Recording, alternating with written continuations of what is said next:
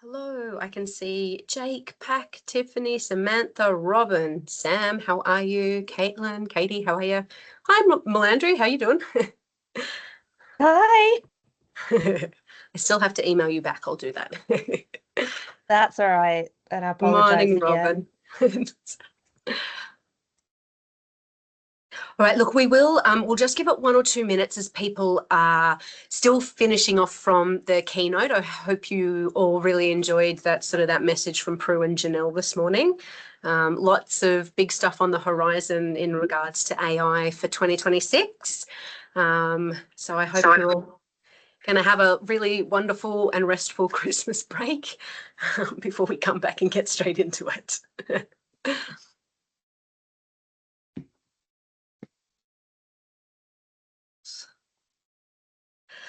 Look, I will run through a quick little bit of housekeeping while I have you here. And just to let you know, so this session is being recorded. You will have access to all the recordings and all of the presentations and things post-conference. So that goes for any of the workshops, any of the keynotes, any of the things that are part of CS EdX.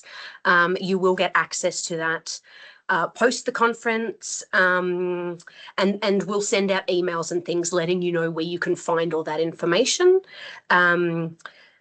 Also, feel free to say hi in the chat. Feel free to have a chat with everyone. You can let us know where you're coming from. That'd be lovely too. But if you have a more formal question to ask as part of this, I'd love you to put that in the Q&A. I hope you can all see the buttons for the chat and the Q&A up the top. But I just don't want to lose any formal questions in the chat part. But of course, if at any point we've still missed a question that you wanted to ask, obviously, please just let us know. Yeah, so that's probably just all the housekeeping out of the way. And so I think we are about on time. So we might just get started if that's okay. And obviously, if people keep coming in, we'll keep an eye out for that. But look, good morning, everyone, and welcome. We're delighted to have you here for this workshop titled Embracing Critical and Creative AI Use in Assessment Design, the Children's Book Group Assignment. My name is Kelly Jackson, and I'll be your facilitator for this workshop today. But it is my pleasure to introduce you to your host, which is Dr. Gennaro Oliveira, and he'll be guiding us through today's session. So I'm going to hand you straight over. Thanks, Gennaro. Kia ora, bon dia, good morning. First of all, I just want to just start by saying how happy I guess I am. Wonderful. I've been preparing this workshop, and it is a workshop. It's intended to be very hands-on. I was actually looking at the original plan, and I think I'm going to stick to the original plan, even though teachers change a lot, right, of what we do last minute. But that's the plan that I sent out to you. You kindly accepted to join me here.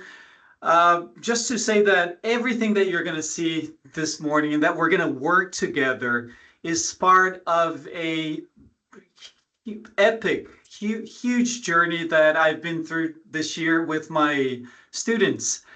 We created a new subject, and it was, you're going to see, I hope you're going to see this, it's a brave new subject within teacher education. I'm a teacher educator, originally from Brazil, but I lived in New Zealand. That's why the Kyoto when I started as well. I can see Sam there holding his phonemo. Mine is under my shirt here as well.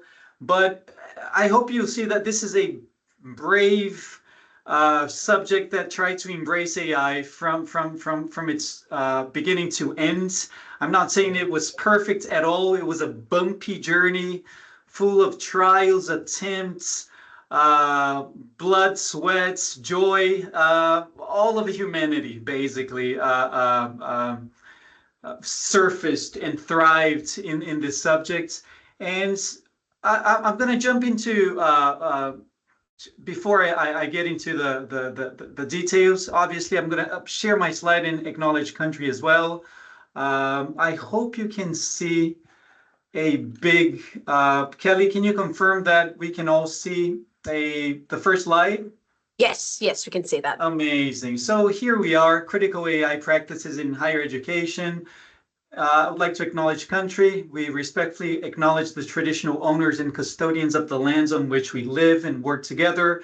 CSU and its staff pay respect to elders within First Nations communities and acknowledge the continuity of cultures, languages, leadership, and knowledge systems.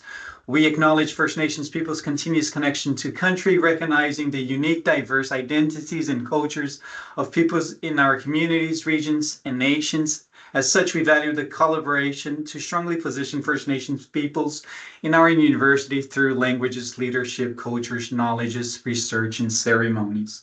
So this was the original plan. As you can see, there's a first part in which I'm going to walk you through the subject, especially the assessment that I created, the children's book. But then the bulk of this workshop will be the bullet points down there. We're going to have a lot of practical activities, and hopefully you're going to be able to make connections. And this is the thing that I'm really aiming for, that we talk together, you do some practical stuff, but then you try to transfer some of the knowledge, some of the insights from this workshop within your own context. I know you're joining me from many parts of the university, teaching many different subjects, and hopefully there will be opportunities for you to make these links with your own professional practice. That's really my goal, and also to share also resources here as a group. So very briefly, I'm just going to walk you through this group assignment that we created. And by the way, I'm going to pluralize a lot of things here. I'm going to talk as a we, as us, because it is a group. I'm representing a group. It's a huge subject. It's a year one subject, both online and face-to-face across campuses. I'm in Biripi People's country, Port Macquarie, but we have Albury, Wagga, I mean, every campus pretty much of CSU.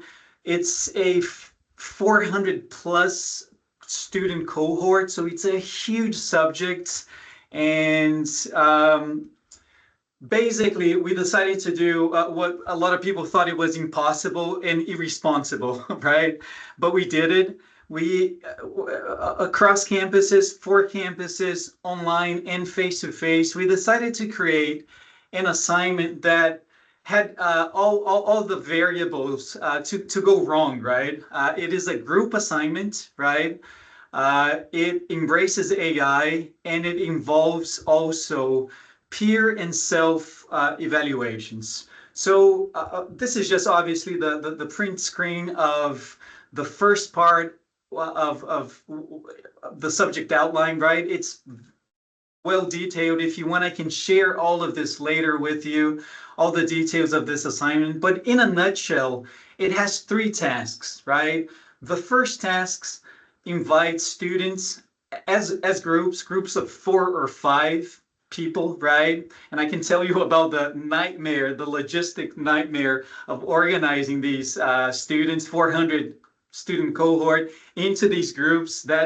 That would be the topic of a workshop itself. But they have to create a children's book, and I'll explain the details about what's the content of this children's book later, right? But that's the first task. The second task, they had as a group to document and justify their learning journey, their group creation journey, and also how they created the children's book in a process folio. And I can give you details about that later as well. In the third task, this was the only individual part.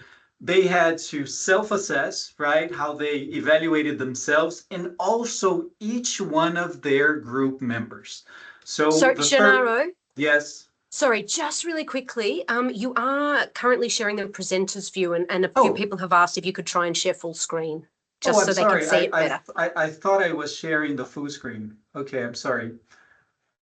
Beautiful. Thanks for this. I'm quite blind from my side using a, let me see if I can get this.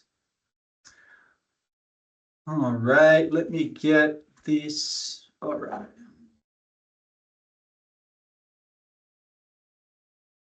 Is this better? Perfect. Thank you. Thank you. Amazing. Thanks so much. Okay, there it is. Thanks so much. So there it is, the 3 tasks. And today, my friends, what I'm going to do, just some images here of the children's book. Basically, the content that they had, and I know I don't expect anyone here is a social scientist like I am, but they basically in modules 1 to 6 they had to cover 5 big W questions in the humanities and social sciences, right, that I teach, right? What are the humanities and social sciences? When did they originate and where? Who developed them and why do they matter? Past and present. So big questions about the learning area, very academic, sophisticated questions, right? But their task, bear in mind that these are, even though they are starting university year 1 students, right? They're all going to become future primary and secondary teachers. So the task, which we tried to make it as authentic as possible, was that they had to create a children's book, right? And they could choose primary or secondary, junior secondary or senior secondary. And they had to translate this into a children's book, right? All of that academic knowledge that they learned in the left here, and they had to translate this into a primary or secondary age-appropriate narrative for their students. So here are just some of the books that, and again, these and by the way, this is my favorite, the one to the left, Agents of Has. Very colorful, very different, amazing how much one task can lead to so many different narratives, basically. I'm just highlighting here 8 out of the more than 50 books, I guess, that we created. They left this course as published authors, so to speak. So task 2, just in a nutshell, these are some print screens of their process folios, right, in which they had to narrate their journey from creating this group to thinking about the theme to meeting all the evidence that they had to collate and compile and curate for us, and just a print screen of the self-evaluation form that we had to create. By the way, everything we had to create from scratch. As I said, this was a new subject built from scratch this year, right? Just showing you that. What I'm gonna obviously I'm still digesting, and this is, by the way, the first time that I try to talk about this publicly, right? So apologies in advance if I'm improvising, thinking out loud. I'm really thinking still about the whole experience, right? And there's so many topics that moved me, but changed my life, I guess, as a teacher. From student engagement, especially, I'm really concerned, as you probably are, with engagement of students online, right? The challenges of motivating students online. And I can say a lot about that after this assignment. As a social scientist, the difficulties of understanding the concepts and translating these into children-friendly language. All of the discussion about authentic assessment for future teachers. This is another topic that we could and we will not in this workshop. Just, I guess, brainstorming here all of the topics that are one little assessment can bring to life, right? Group collaboration, my friends, I can tell you that I saw everything, right? 400 students from very combative personalities, the balancing of roles, the civil wars within groups. Oh my gosh, it was the best and the worst of humanity. And that was the point, actually, of this assignment. Digital citizenship questions. What I'm going to focus today, obviously, I could talk about all of the other ones, but that would need a week of workshop. What we're going to focus today, and this is when I'm going to stop the lecturing part here. It's not a lecture, obviously. I'm just sharing some ideas, improvising for the first time publicly. But I'm going to focus on these 2 topics here.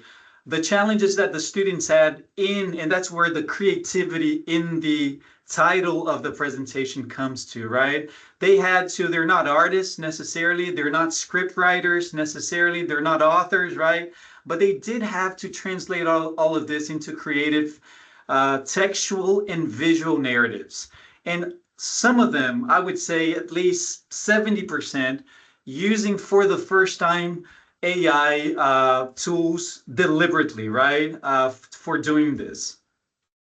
So one of the things that happens, one of my challenges is that in addition to creating content to explain, because remember that this subject is about teaching about the social sciences and the humanities, I had to create content about that, but I also had to help my students, right, learn and build their AI literacy, right? And that meant a lot of extra I created these sections basically in the subjects. It always ended with an assignment 1 reminders and tips. And this is me over here creating some recorded tutorials and also sharing them some basic tools, scaffolding, as we say in education, right? So at this point, and now moving on, I guess, to the first practical thing that we're going to be doing as a group, I asked you to open ChatGPT. Remember, yesterday I sent a message. I was like, oh my gosh, I forgot to ask my colleagues to log into ChatGPT. I hope you have. And please, if you could, open just ChatGPT right now and log in, because we're going to do the... Sorry, Janara, just really quickly, we can see your screen. That's no problem. There seems to be a pop-up box that's on there. Can you see that? Okay. No. Okay. What about now? I Look, just I can't see just it on got there out now. Maybe reopen. Maybe I just reopen I just got full out screen that. of the full screen, right? Yeah. What about now? Can you see the full? Not yet. No, Right now. there does seem to still be a little pop-up box there. I'm assuming others can see that as well. And it's in Yeah, Portuguese, right? that's it there. Yeah. So That's so yeah. interesting. Let me take it out of the way if I can. Interesting. Okay. Let me try to, okay, I think it's out now. But anyway, I hope you're opening ChatGPT.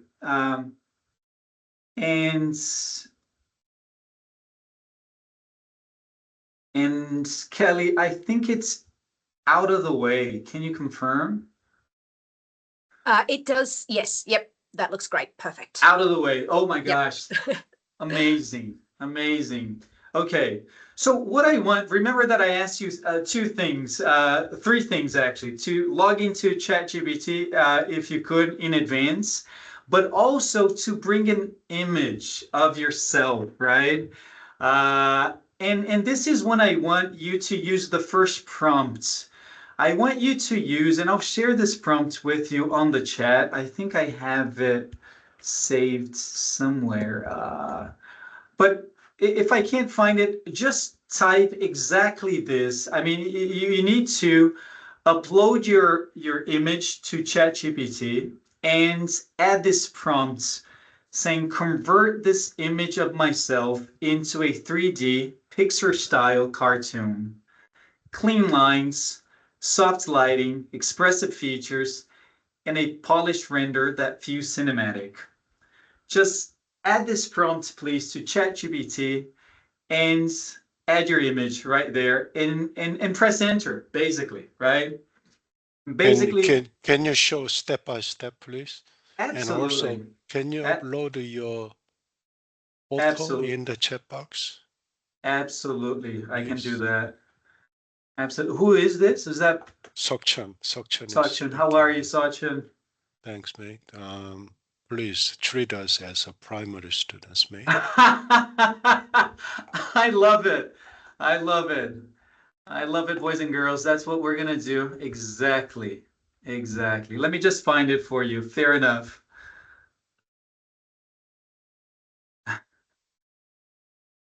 Let me see if I can find a...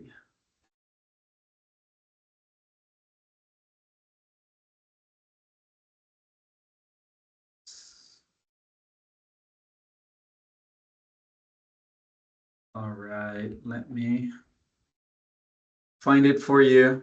Caught me a little off guard here. I thought I had it, but it was saved elsewhere. I'll find it. If you can,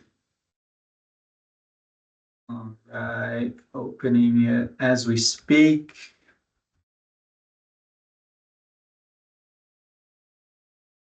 And that's the interesting thing. I hope Sakcheon, I hope I'm pronouncing you right. There's so many levels of AI literacy out there, right? And okay, some of my students arrived having used ChatGPT and other tools proficiently. Others were literally primary students in the room needing all the scaffolding. So I appreciate, I'm more versed with Zoom, but I will open the chat here and I hope you can read Sachu and all my colleagues. The prompt is right there. So you just add this to ChatGPT and I'll show it opening the right here. There's the prompt. And this is what I'm going to use. And I'm going to also share again. By the way, my friends, I'm quite blind here because I'm obviously seeing multiple tabs open. Feel free to stop me at any time and ask me to do precisely with what Sachun did. I'm going to share again my screen and do it slowly so we can all do it together. I want to see the results of what you did, obviously. Okay, so Kelly, would you mind confirming that you can see my browser with ChatGPT, all of you? All right. So this is what it's up there. This is what you should do. I would start by uploading this image, my friends. So there's a handy add plus button here. So this opens the options here, and you're gonna add your photo as you attach a photo in an email, right? So you just add your photo right here. Only you know where your photo is. Mine is right here in a folder. It's this one. It's my CSU institutional photo, so to speak. And it's right here, right? So it's uploaded to ChatGPT, and then I'm just gonna copy and paste the prompts that I shared with you in the chat.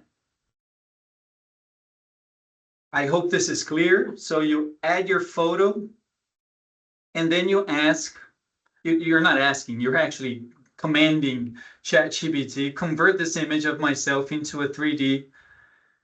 And then the button to click is this one, Sachin, right here, this black arrow here. Oh, And then depending on your computing power, depending on the version of ChatGPT that you're using, it's gonna generate this image, right? So sometimes you do have to have patience depending on the computing power. Hasib, I hope I'm pronouncing it right, Hasib?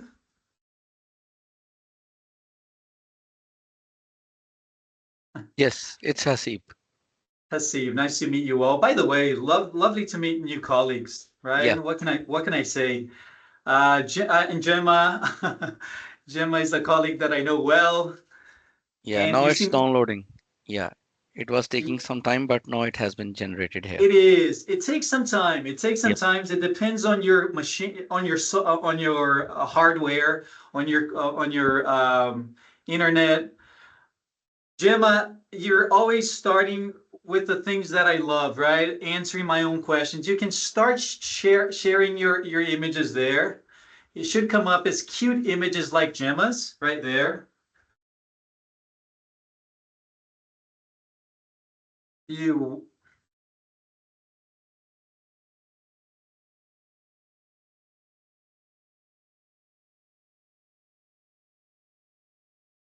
Sam, it's a good question. We can talk about the ethical, and I had a lot of ethical discussions with my students. Oh, there's Robin. Looks so cute as well. You're gonna see that this is tied. Sam, Robin, everyone. Jake, I love it. I love it.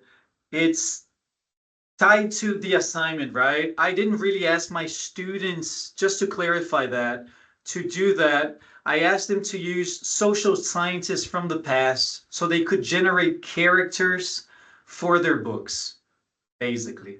Hasib, looking good, my friend. Looking Kelly. good. Oh my gosh, that's The only issue is that it takes time, eh? it takes a lot of time, and that's something we had to discuss along the way. Students often were feeling really pressured, and this is something I'm going to revise for next year. They assume things, the image generating process would be easy, and a lot of them were struggling to meet assignment deadlines. So that's something I took note as well. So this is me, which is obviously a way better looking version of who I am, right? The Pixar style version there. Keep sharing your images if you can. You're actually anticipating something that I wanted you to do. I want to share my slide again, if you don't mind. Keep keep sharing your images if you can. Just to clarify again, I did not ask my students to use their images. Basically, this was a tutorial that we had to scaffold the use of ChatGPT for generating cartoonish images so they could think about how they could cartoonify anything so they could produce those children's books, right? It just opened an avenue for their creative processes. So let me just share again, and my slide, I think you can see. Kelly, can you confirm that you're seeing the right thing? No distractions, no notes. Yeah. Yep, just back to boring old you. Yep. Back to boring old me. So this is obviously the interesting thing about these tools, right? Is that they always generate different outputs. You really cannot control, even with the same prompts, you cannot control outputs. So this is what I originally got, right? Again, I thought it was nice, but too young, too cute. I asked it to add some more gray hair, right? And this looks more like me, right? This second version here. You're getting your versions of yourselves. What I would love for us, I mean, we're part of what we did, by the way, it was a group assignment, was to build a learning community throughout the session, right? And so I would love for us, we only have less than an hour here, but if you could use your images here to introduce yourself by sharing your cartoonified version. Thanks, Philippa. Look at you guys. And also share your name, areas of interest, teaching, etc. That would be great if you could. And also briefly share if you have used AI in your teaching and what challenges and opportunity this has led you to. That would be great. I just to share the mine as well. It looks great. So my question is it depends on the version of the ChatGPT that we are using to reduce the time, because I obviously noticed that this morning it takes ages to convert. It does. So if we upgraded the version by making payment or something like that, that's what I heard. It's going to make the job quick. It makes it faster. It makes it more reliable. I did upgrade to ChatGPT Plus, to be honest, so I could experiment with more. But it depends on many variables: your computing power, your internet power, the version that we use as well. If you could, I'm going to come back. Otherwise, we're not going to finish this workshop. Continue using the chat to share you're loving yourselves, seeing yourselves. I can see that. But please also try to share some information about you. I'd love to know more about you, who you are, what have you taught in this university, and what kinds of AI uses you have done within your subjects, right? But moving on, I'm going to say that one of my challenges in EMH112 was to create AI resources and tutorials for my students. And that's why I'm using what we did here was a very summarized version of a tutorial that aimed to build their confidence in creating images for this book. And I'll share this tutorial, this resource with you, which has many prompts for many types of different image rendering there. So another thing that I'm going to ask us to do, to invite us to do, is one of the other challenges that we had, in addition to creating cartoonifying images like you're doing and having so much fun right there, was to find an age-appropriate tone and language. Remember that we were translating a very academic story of the humanities and social sciences, into a children's book. And obviously, we did so many things to build students' confidence. We've read a lot of children's book. We visited the library. We talked with librarians. All of this was really good. But we also used AI. And this is, I'm going to show basically, again, very summarized, very fast, one of the things that I did that students really appreciated. So one of the topics that any historian, his teacher has to teach is the French Revolution. It's often boring to students. Students find it complicated. So if you ask ChatGPT, you can do that at your, if you want, you can ask ChatGPT to explain the French Revolution. And the default answer would be something like this, right? It's quite comprehensive, it's bullet pointed, but it's very full of historians' jargon, big words, big substantive concepts, procedural concepts, etc., etc., etc. A fun thing to do to find appropriate, or at least to make us think about how could we translate this into the younger years, is just to change the prompt and say, look, explain the French Revolution to a 10-year-old. And then ChatGPT immediately does that, right? Obviously doing its best to connect with a hypothetical 10-year-old, right? You can do that, bring it even down and say, look, explain then this to a 5-year-old. And then ChatGPT starts using analogies from the early years, right?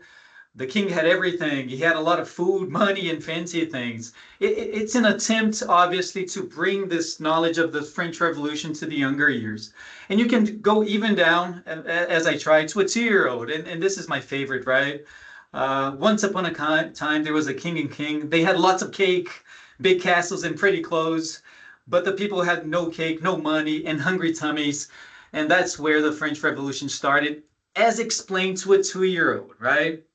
Obviously, we can debate whether this is accurate and even appropriate to a 2-year-old, but this made students think about language. It, in some ways, eased their anxieties about translating all of this, and basically, a lot of them used ChatGPT as a critical buddy, so to speak, when they created their scripts, right? So, but you can go wild with this in terms of creativity. Explain the French Revolution as the Bob Dylan song. And it does a pretty good darn job doing that, right? It's fun. I got my guitar and tried playing this with my daughter, which was interesting. As a Taylor Swift song, obviously they don't know who Bob Dylan is, so you can ask them to explain it as a Taylor Swift song. And we just get a lot of laughs in the room, obviously, doing this. It opens also some creative juices. As a food recipe, that is my absolute favorite one, right? Get 1 overloaded third state, the common people, add 2 cups of unfair taxes, a pinch of noble privilege, and then you get this, right? You know what it is. An ambitious Napoleon for garnish. I love it. And or this is me just going wild here, right? Losing too much time with the possibilities that this tool gives us, right? What I want you to do, remember that I asked you to bring a topic that you think it's hard to explain. And I want you to try to do what I just did this with the French Revolution, which is obviously a topic that a historian loves. Only you know a topic that you might struggle to teach your students, right? And start with this. Go to ChatGPT and Satya, I'm happy to do this on ChatGPT, but it's basically going there and ask ChatGPT to explain whatever, something that you teach. And it will give you a pretty encyclopedic, default, bullet pointed, good enough, I guess, definition of your topic, right? For an adult, right? Then what I want you to do, my friends, is to go through these these variations of prompts that I went through. So ask ChatGPT then to explain it to a 10-year-old. This topic that, I don't know which topic it is. It would be lovely if you could share it later as well. And I'm guessing it did explain it to a 10-year-old in a relatively effective fashion. Then I want you to go beyond and try to do this other variation, your topic, right?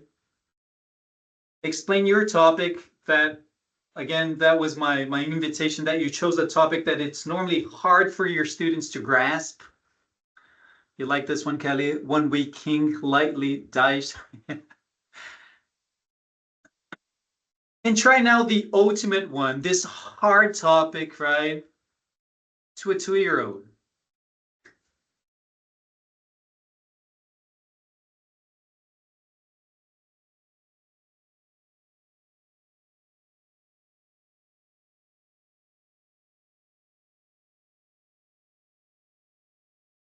And then whatever, obviously you don't have to follow my prompts, but you can ask it to creatively explain your topic as anything. Again, I'm always talking, these were exercises that we did in the classroom to build the learning community, to ease some anxieties, to get some laughs. But obviously this was tied to the goal of my assignment, which was to translate a very complex academic story of the humanities and social sciences into children's friendly language and open creative avenues for them, right? And it was effective. We had a blast. We laughed. And so please try to share. So Kirsty, you asked Copilot, and some people are using other tools, which is obviously fine. Copilot to explain resilient action plan to a 5-year-old using rhyming words. I love it. I love it. Mine is summarizing Australian art history. I know you're a big art historian. Big sunny paintings. All right. Please share your topics. This is also a way for me to know you better. What do you teach? And obviously, we're not experts in your topics, so it would be great if you can share the most children-friendly version of all, so we can learn a bit about your topics, right? I know a bit about art history, Gemma, as you know. Not a lot about resilient action plans.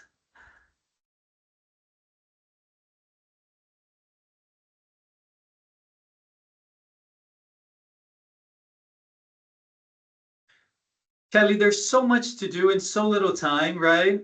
We finished at 10:45. Is that it? Oh my gosh, Yeah, that's correct. ridiculous. So you still got 20 minutes. Yeah. Oh, that's nothing. I'm just looking at the topics here. Industrial Revolution. We have a historian here. Lindsay, is that you?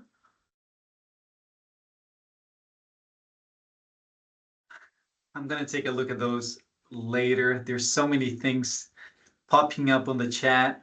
Explain leprosy as a Bob Dylan song. Wow, I want to see that. I'm Skin in the Saints.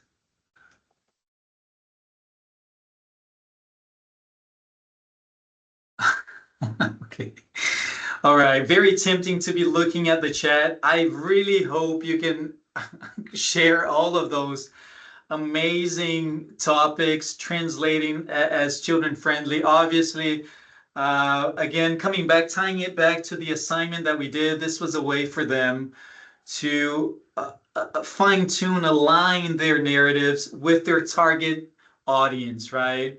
And some of them, by the way, created these books and piloted them, went to schools, read to students, got feedback to the students. It was a really authentic experience. Just moving on, my friends. So So share your thing. That's what I wanted you to do, and you are already doing it. Use ChatGPT, share your themes, share your variations, and you are doing that. And I really want to read all of this later. I just want to bring you, coming to the basics, coming back to Satyan. I hope I'm pronouncing your name right, Satyan. It's three trees. Yes, that's true. You might find a bit like strong on that. Go on. I think we're getting some background noise, which is fine. Always happens in a group like this. But coming back, a lot like as expected, right? A lot of these students knew little or nothing about AI.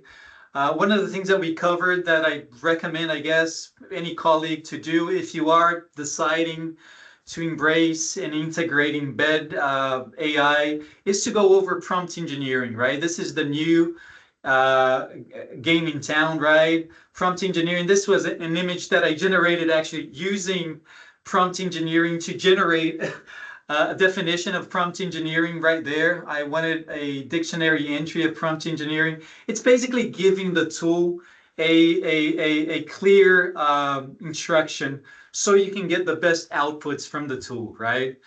May it be a text, may it be an image, may it be now a video or a song, right? Because there's so many tools out there to create multimodal languages, right?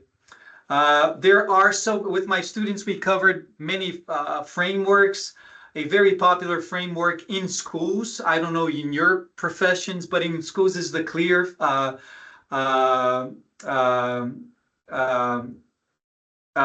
framework, which is basically reminding us that we need clarity, context, structure, and tone. And this helps a lot.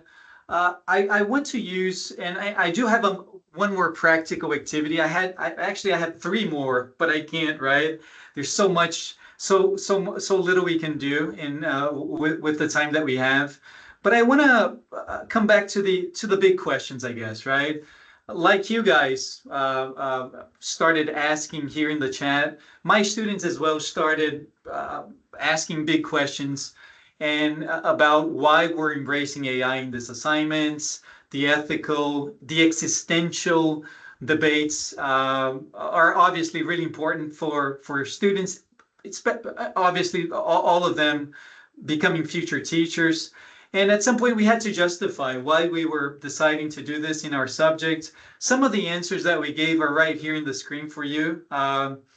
But obviously we told them that many students were already using AI anyway, but often this was unreflective and unethically. So we were basically responding to reality. We wanted, as it's a teacher education program, we wanted to focus shift the focus from policing to pedagogy. That's why we wanted to make the AI use explicit, structured, transparent from the start. I wanted them obviously to build their AI literacy, especially to help their future students to build their own. I told them also that I've always been a techno realist, right? I'm no cyber enthusiast, and I'm not a techno apocalyptic. I steer always in the middle normally in these things. AI is here to stay, so we better get better at using. We better get better, right? I also wanted to future-proof, I guess, their teacher education journey here to prepare them for the classrooms and also to build some digital citizenship. So what I would love to do with you, these are just my attempts to justify, and obviously we're doing everything here in a very summarized and fast version. But finally, I would love to invite you to go to breakouts to meet each other as well. And I mean, you can talk about anything AI, but hopefully these questions here give you some kind of a structure. We'll break out into groups of, and Kelly's going to help me with that, please. Groups of 3 and 4 so we can make the conversations manageable. But one of the questions that would be, it's unavoidable, is how and if you are currently using AI in your CSU teaching, right? And if you are, what tools have you used? Is it ChatGPT, Copilot, Canva? There's so many out there. And what have been your successes and frustrations? That would be just great to hear from colleagues. If you have not, maybe you have heard of, and that's number two, AI-related initiatives at CSU that caught your attention. What were those? What have you learned from those? Number three, I suggest you don't have to, right? But what would it mean to design AI that is human-centered, right? This is what I try to do in this subject. A way of augmenting, not downgrading human capacities, right? So in this assignment, it was all about fostering ethics, creativity, collaboration, very human capacities, I guess. How can AI be human-centered, I guess, right? And obviously this is a typo. This should be number four. Specifically regarding assignments, right? Have you had any experience with integrating AI in assignments? And if you have, what have been those experiences? So Kelly, could I get your expert help creating Yep. these groups? And Absolutely. I'll share these questions in the groups as well. So if you need them, and then we can come back, I guess, and do something that we do a lot in classrooms, in schools, share as a group. That would be great. Before breakout, can we all take a look at the comment made by Ingrid in the Yeah, of chat course. box? And she mentioned something very important for us Okay, to of reflect. course. Of course. I'm just stop sharing here. She says something about crediting the original artist whose stars. Yeah, where is that? How are we gonna credit originality? So that was a question that came back a lot. That has been one of the huge resentments, I guess, that artists and thinkers, to be honest, like us, right? Every time that we publish any article, AI is now using our own thoughts, our published research to harvest conversations on any topic and then regurgitate it back, right? The same with artists. I mean, everything that AI is generating, when we ask AI to give us something in the style of a Monet artist, it's obviously drawing on the vast repertoire of collections of impressionist painters. And this is a question that has not been answered fairly, right? I know that there's artists suing companies like ChatGPT and others because there needs to be, in some ways, I'm one of those that supports this claim, some kind of compensation, right? What AI does is not really creative, right? If we really think about it, it's just harvesting visual and textual and now also musical information and just using its algorithms to recreate something based on the style of the real thinkers, of the real artists. What I told my students to do is obviously to cite, right? Whenever they were using any tool to create anything, just to be, and that's the reflexive part, to be really transparent about how they used AI for the production of any of the content in any part of the assignment, basically, right? I don't know if that answers. Who was this, Hasib? Yes, it's me, Hasib. Was that you who asked this? Yeah, I have just a question. Like, I'm using this Chat GPT-5 and I have actually bought the subscription for that. Okay. It's actually, yeah, it's not a free, it's a paid sort of Chat GPT, because in the free versions you cannot be able to upload many of the images and the videos and something like that. So to upload all those things, we have to actually get a subscription for this Chat GPT or maybe some other tools as well. So I was just asking that, like I'm using this for my teaching assessments, making some beautiful, interesting questions for the exams or something like that. But I have a question, like the university could be able to support in that subscriptions or something like that, because I have just paid this subscription by myself. Wow, I think this would be a topic for another conversation. To be honest, Asib, I have no I guess authority or experience with that.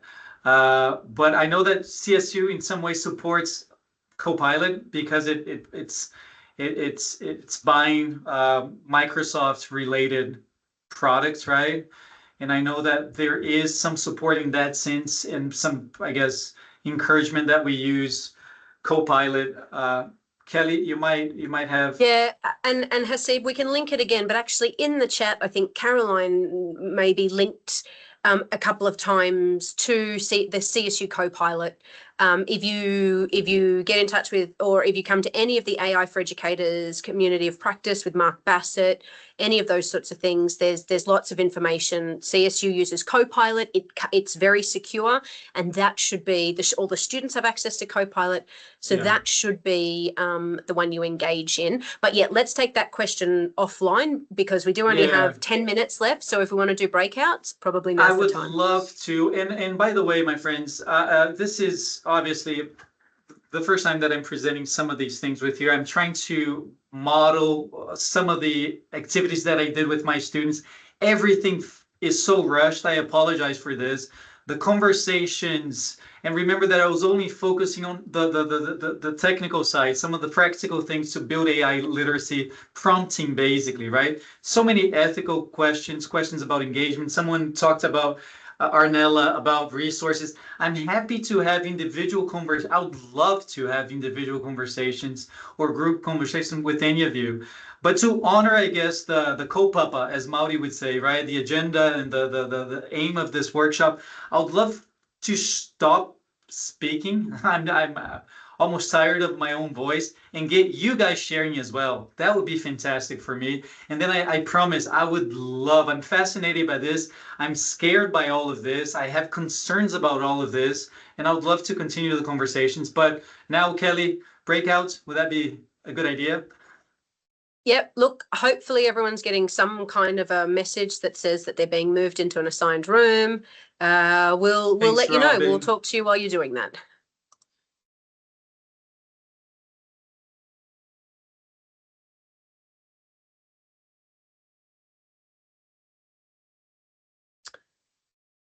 Well, it looked like it probably assigned Gennaro as well by the looks of it. It's all right. I can. Oh, you're on mute. Sorry, Mark. Of course I am. Yeah. I'm still here. Good. Hi. I thought I was. There was some good, very good discussion actually. Yeah. Yep. Yeah. It's difficult. It's such a new area that there's just so many it's a minefield. And look, everyone is still learning, and the security thing is always going to be an issue and things like that. So yeah, it's good to have those questions, and it's good to understand, you know, what is acceptable, what isn't, how do we, you know, if nothing else, how do we sort of at least say to people like, this is what we're doing. You can opt out if you want to, you know, something like that. If you have real concerns about something, I suppose. I don't know. There's going to be a point though where I don't think opting out of AI is an option. You know, that we've got to work out how we make it safe and secure within the systems that we've got. And I guess Copilot is probably at the moment the best way, like sticking with Copilot. And I did all my image stuff in Copilot. I did it in the CSU Copilot that we have available. So it does, you know, it does do it. It does do that. Yeah. And that was an interesting question by Ingrid, actually, the one that one of the fellas drew attention to this. I think it's all those little things that we don't think of. But the more we talk about this sort of thing, the more we become aware of it, and it's sort of. And look, a lot of people, you know, and I don't want to dominate the conversation, but a lot of people require their students to also include exactly what prompts they've used as part of the assessment. And so that probably covers off a little bit on things like that. When you include the prompts, it is making every part of that transaction really transparent, and also every part of the process, right? What are the prompts you're putting in to get you to where that is? So is that the problem? Is it your prompt engineering skills that need working? Is that why you haven't been able to produce the thing, you know, are you not asking the right questions? Because a big part of it is asking the right questions, right? If you're not doing that, then you're probably not going to get the right answer. It was interestingly explained to me the other day, and I thought that's exactly what I do. So you've got to talk to it. You've actually got to talk to, you know, Copilot or ChatGPT. You just can't put in a basic prompt. You've got to actually, and I often do, I explain what I'm trying to do and talk.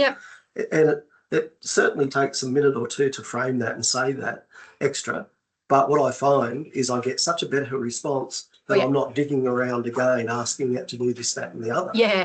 And look, sometimes it's given me a response back and I look at it and I'm like, oh, and I'm like, I'm like, oh, sorry, I did that the wrong way. I'm looking at it from a point of view of, you know, me or that, you know, it gives me the wrong point of view. And I'm like, oh, sorry, I didn't mean that. I meant this. And then it'll go, okay, thanks for the clarification. So it is, you know, and then you're like, yeah, that's much better. Thanks so much. It really is, you know, like you are interacting with it in that sense too. So, yeah. Well, we only have a couple of minutes. I'll give them another 2 minutes and I'll send a little announcement saying 1 minute left because we do want to be able to wrap up and actually say goodbye. Exactly. It's my first time using the Teams breakout rooms anyway, as in, so I had a session with Lachlan on Friday just to make sure, because I've used Zoom breakout rooms 1,000 times, but I've never used them in Teams. So I was like, yeah, likewise. I had a chat with him yesterday and it wasn't working as I expected. So, but then this morning I thought, no, it's all set up. But, that was my one button to click. So thank you. Sorry. No, you go for your life.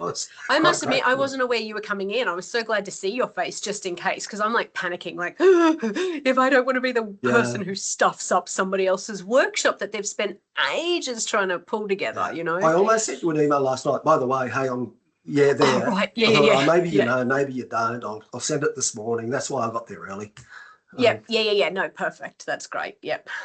Well, I was, I had to do a last minute one to Lachlan where I was like, wait, are we in, have you set up the things so that they're 15 minutes before the time and just we get in? Or do I have to go in 15 minutes before the 15, you know, like, and he was like, no, you need to go in at like 9:30 because it will start at 9:45. I'm like, oh, thank God I checked that. Yeah, absolutely. Yeah, no, it's nice to be. Oh, and by the way, I'm actually in yours this afternoon as well.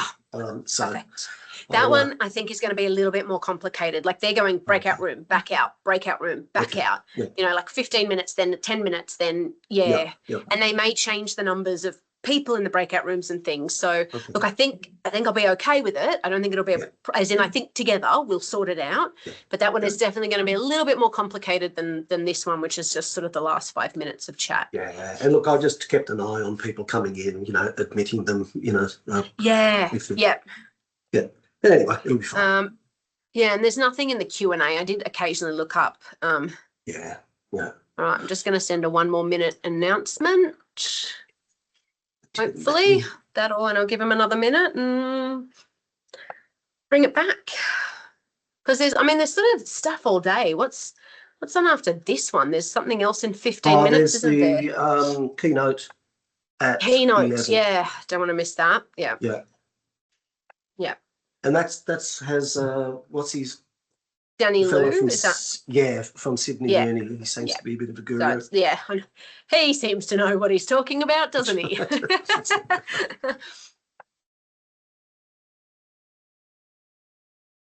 right, I'm going to close rooms because it will still, I think, takes a good 30 seconds to get back in or something like that. Close rooms, closing.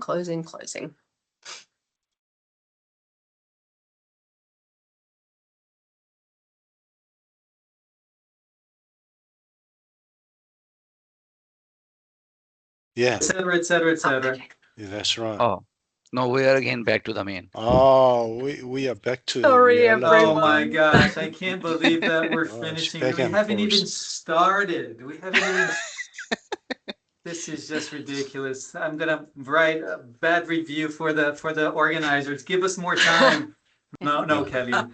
By all means, we had a good conversation. Very good conversation. And I was with Hasib and Sachwan of all peoples, right? Man, Well, this is hopefully you scary. take each other's names down, and maybe you can send each other an Please. email after this and keep the conversation Please. going. Now, Please. Gennaro, was there anything else you wanted to say? We are at time. If not, we've got the wonderful Danny Liu as the keynote speaker at 11. So Oh. if you can get to that, I encourage you That's to going go to be do a that. treat. That's going to Yeah. be a treat. No, I just want to thank, apologies. This is, again, the first time I'm presenting this. There's a lot of improvisation. You know, when you present for the first time something, a lot of improvising skills. Thanks for your help. I had another slide about creating resources. Someone asked about that. But one of the things that I thought was really liberating this year, I'm really concerned with copyright, using copyrighted materials. And AI for lectures in this sense is really good to create original, and I'm putting it as quotes because I liked Robin's definition. It's all stolen work, right, from the real creators, but you can create images that are copyright free, copyleft, so to speak, and it's really, really good to use as a lecturer. And I can give you tips if you want on that, and share some resources if you're interested. Thanks so much for your patience with all of this improvisation that went on for the last hour. Appreciate it.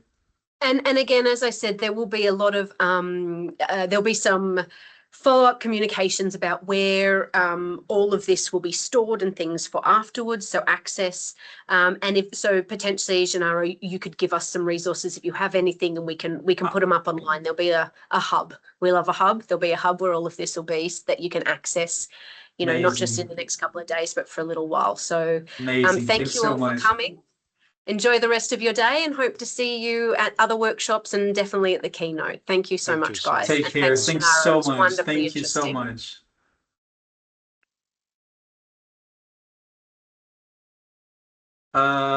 Kelly, thanks so much. We're still recording.